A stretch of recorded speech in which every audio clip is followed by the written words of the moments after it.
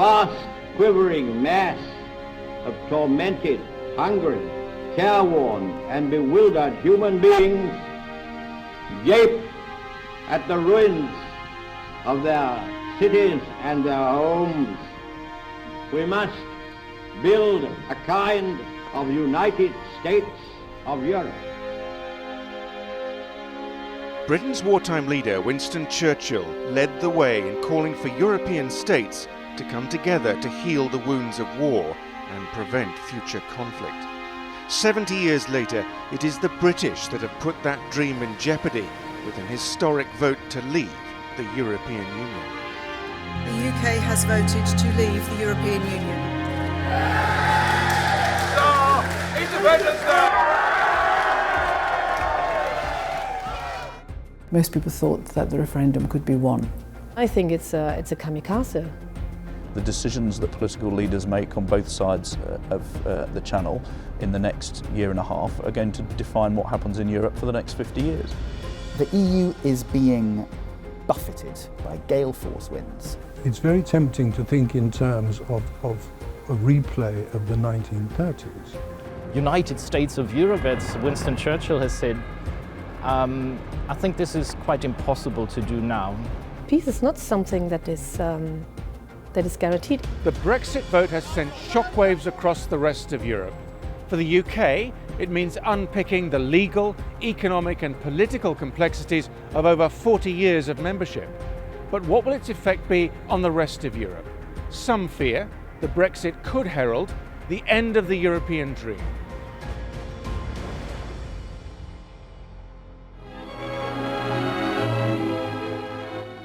The European Economic Community was founded in 1957 by France, Germany, Italy, the Netherlands, Belgium and Luxembourg.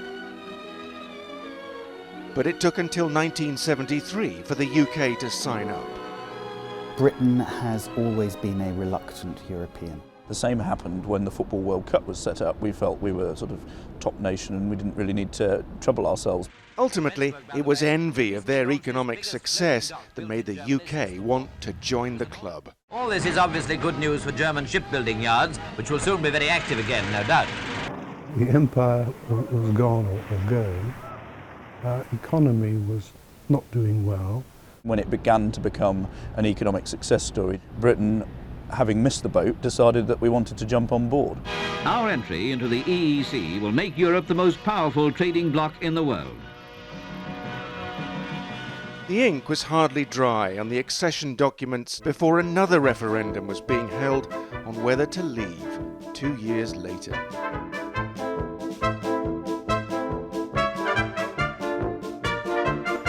It means that 14 years of national argument are over. For Britain, the European Union was always a commercial project, a business project. We never quite shared the sort of philosophical, idealistic notion of Europe as the new America. They must help us.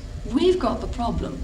A large number of them are richer than we are, but they're just content for Britain to be the nation that provides a very large amount of the money. Europe was the iceberg on which every modern Conservative Party Prime Minister's career foundered. Well, the great irony, of course, is that Margaret Thatcher helped encourage the EU to do one of the more dramatic bits of integration that it's done over the last 30 years. Britain and the Thatcher government were absolutely instrumental in the creation of the European single market. Thatcher herself began to get cold feet, and a lot of her own party decided that they'd gone too far. People to feel good about being Conservatives again. When David Cameron became Conservative leader in 2005, one of his first demands was that his party should stop banging on about Europe. About a third of the Conservative Party who've never really reconciled themselves with membership. They think we can forget the 20th century and go back to the 19th century. It's a neo-imperialistic view, which seems to me completely crazy. The pressure increased for the Conservatives to think about it more seriously because they were beginning to lose a lot of support from their own voters, which was going in fact to UKIP. It was the rise of the anti-Europe UK Independence Party, led by Nigel Farage, that pushed Cameron into promising a referendum on Europe. He imagined that by calling it, he could settle this issue that had bedeviled his party for a generation once and for all. You're going to get a good deal, Prime Minister.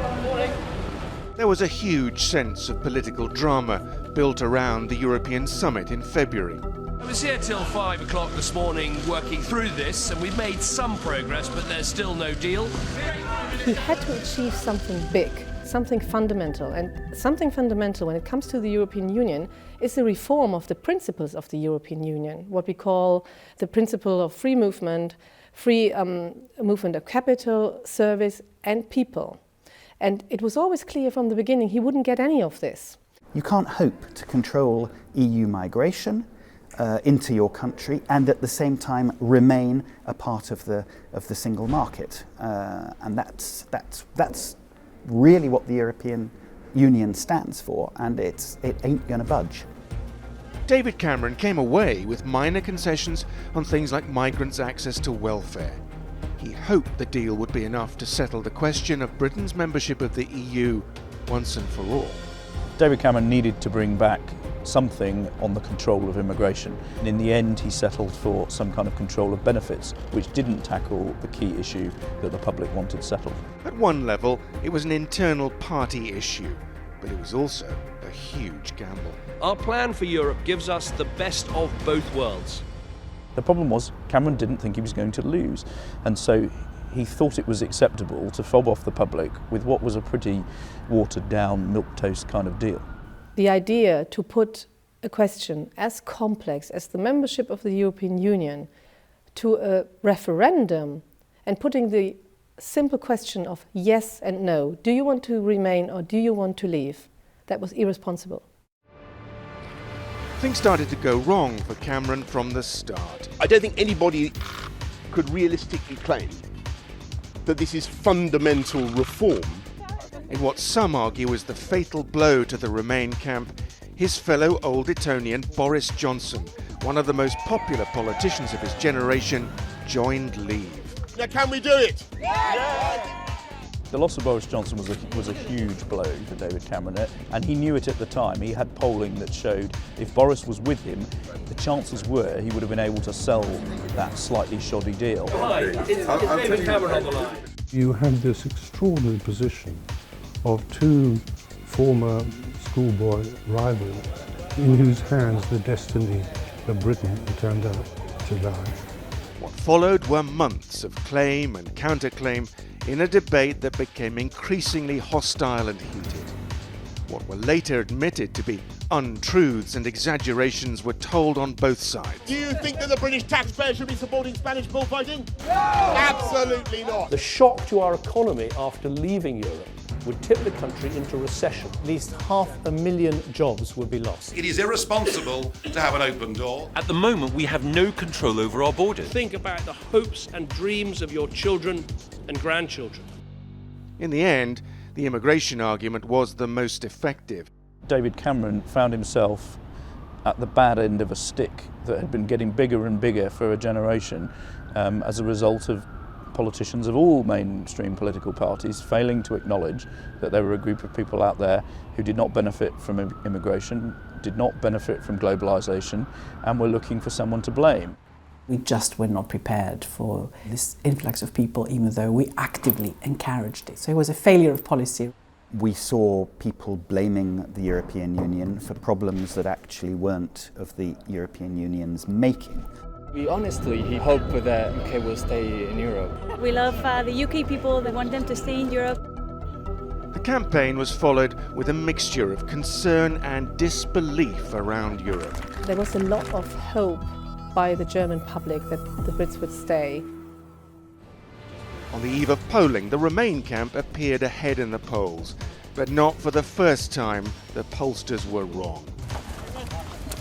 As results came in, the tide turned inexorably towards Leave.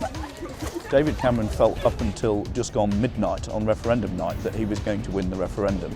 There was a moment about 3 o'clock in the morning where he disappeared, and other people who'd been watching the TV with him gradually became aware that Cameron and 3 of his closest aides were no longer in that room, and that was when they looked at each other and they realised that the game was up. The total number of votes cast in favour of leave was 17,410,742.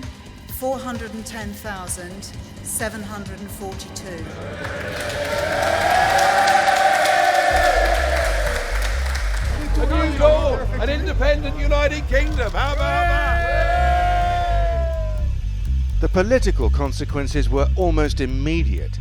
British people have made a very clear decision to take a different path. And as such, I think the country requires fresh leadership to take it in this direction. He didn't want to be the guy who was around delivering Brexit. He didn't believe in it. He thought it was bad for Britain. And fundamentally, he felt, these guys break it, they can own it. Theresa May, the woman who had played her cards so close to her chest during the campaign that Cameron's aides named her the submarine, emerged to take the top job. A job that could yet prove to be a poison chalice. Well, I think Theresa May is realising that this may have been a victory that wasn't worth winning to some degree. She's faced with the most devilishly complicated public policy challenge that any Prime Minister has had in 50 years. We want a red, white and blue Brexit. Brexit means Brexit. Brexit means Brexit. Brexit means Brexit. And we're going to make a success of it. It's become the British government's mantra. But what does Brexit actually mean? Theresa May says she'll trigger the negotiating process next March. But the scale of the task ahead is huge. There have been months of speculation, still unresolved, about whether it will be a hard Brexit, in which Britain would have no access to the single market, or a softer version, which would mean the UK continuing to pay into the EU.